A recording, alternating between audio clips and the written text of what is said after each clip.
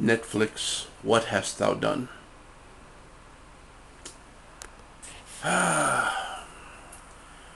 Hey guys, you know me, Mr. Cinema Junkie. And if you haven't heard by now,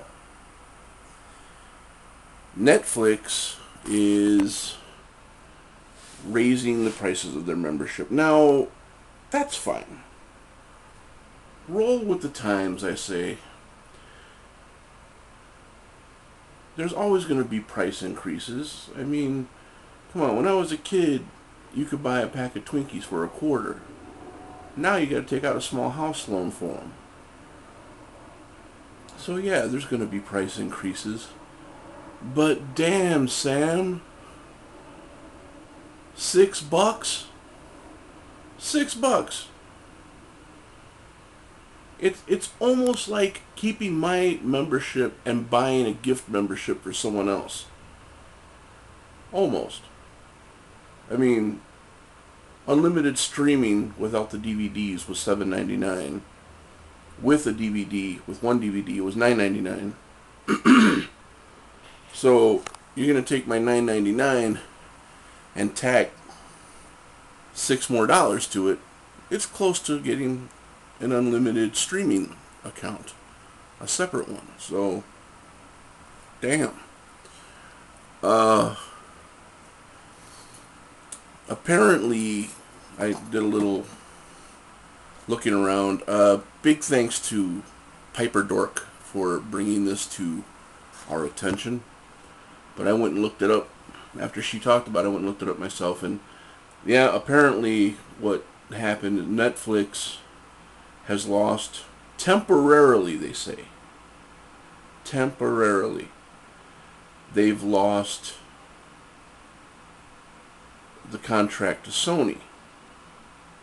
So they've lost the rights to use Sony's movies in any way, shape, or form, I believe, whether it's streaming or DVD. Sony is not offered through Netflix anymore. And now the announcement is that they raise their prices. Now, the knee-jerk reaction is that you'd wonder, you're making us pay more for less movies. But as I said before, it's a temporary setback. So what I'm thinking is anyone new to Netflix is going to pay that $16 right off the bat if they want both a DVD and the unlimited streaming. Otherwise, you're paying $7.99 for one or the other. So here's what I'm thinking is happening. That extra money is what they're going to use to get back in good with Sony. Sony's having some kind of battle with Stars and Stars Play, which is part of Netflix. I'm not sure exactly what's going on there, but that's kind of what led to the contract dispute and how they temporarily lost use of Sony's titles. So it's a money play. It's basically a way to raise up some cash to make Sony happy. But then what? You make Sony happy, and then all the other studios are like, well, hey, Sony's getting a big piece of pie. What about us? I mean, it's hard for me to imagine that Netflix is hurting in any way. I mean, they are the top dog as far as rentals go. Blockbuster stores are dropping like flies because of them and because of Redbox too. Redbox may be edging Netflix out a little bit, but I don't see that happening because Netflix still has better variety than Redbox does. Redbox seems to, it has what it has and that's it. Netflix has thousands upon thousands of titles that you can either rent or stream. So, I mean, the choice is obvious, but man, that price jump is just atrocious, man. I mean, $6 don't come easy to some people. It's true, It sounds like, well, it's only $6, big deal. You probably spend $6. Yeah, I do probably, but at the beginning of the month, zapping my card for $9.99 or $15.99, kind of a big difference. So my plan, my personal plan is this, and man, I really didn't want to be put in this position. Because if any of you caught that video a few months ago where John from the Flick Pig channel was talking about Redbox, and I chimed in with my response video about how I don't care for Redbox either. It lacks any kind of personal service, it lacks any kind of choice, it lacks so many different things. It's the devil to me, okay? It's the embodiment of evil. But now that Netflix has kind of drawn a line in the sand and said, "Hey, you still want to get your DVDs and your streaming? It's going to cost, Bubba." I think my plan is going to be to cancel my DVDs from Netflix and keep the streaming.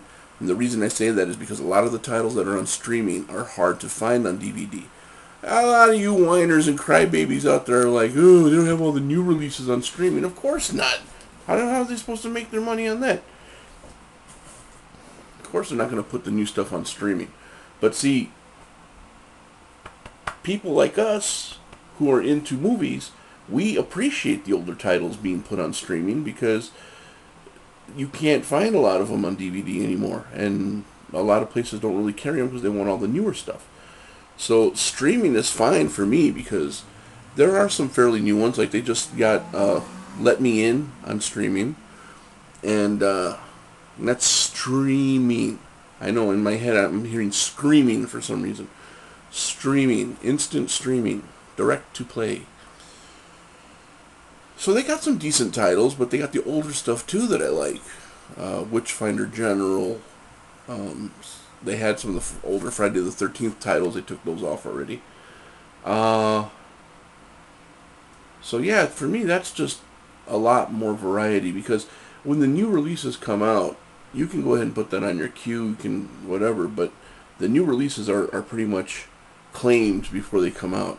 So as soon as they're released into Netflix, chances are you're not going to get it for a while because it won't be available for a while. So my plan is, I can't believe it, I'm going to keep my instant streaming on Netflix, and there's a Redbox about a block from me, walking distance, and I can always hit it up at about midnight, 1 o'clock when they change out the movies and stuff. And my chances of getting a new title are pretty good. Like the other night, I went by there it's right outside of a 7-Eleven. So I went to go get something to drink, and I checked it, and they had Insidious, which is a movie I really want to see. But it was there. I could have got it right then and there, just didn't have my card with me. So, little planning, really don't want to use Redbox, but if they're going to put it to me like that, like, you want a DVD, then you're going to pay the $15.99. No. What I'm going to do is I'm going to spend $8.99 and get my DVD and that. Of course, it's not going to be $8.99. I know that because it's $1 every time you rent a movie, but I don't really rent movies all that much anyway. I don't. I think a better idea.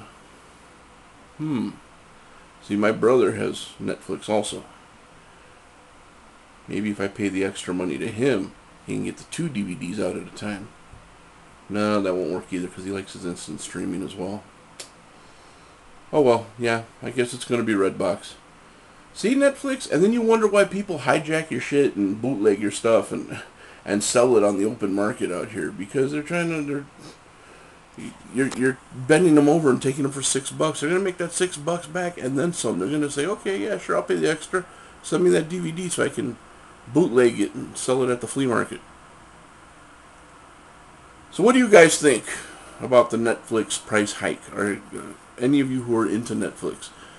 I know I have quite a few friends who do the instant streaming and they love it. Are you going to keep both? Are you going to cancel one? Are you going to cancel them both until Netflix take a flying F? Let me know. Comment below. I'm really curious. How many of you use Redbox and are happy with that service? How many of you use the blue box, the Blockbuster box? Blockbuster has a box now. There's ways to get your movies. You just got to be kind of crafty. So let me know. Comment below. I'd really like to hear what you guys have to say. Thanks again to PIPERDORK for the information. I will put her link below. Check her out. Very sweet girl. Extremely sweet. And yeah, that's it for now. I'll be talking to you guys later. Thanks.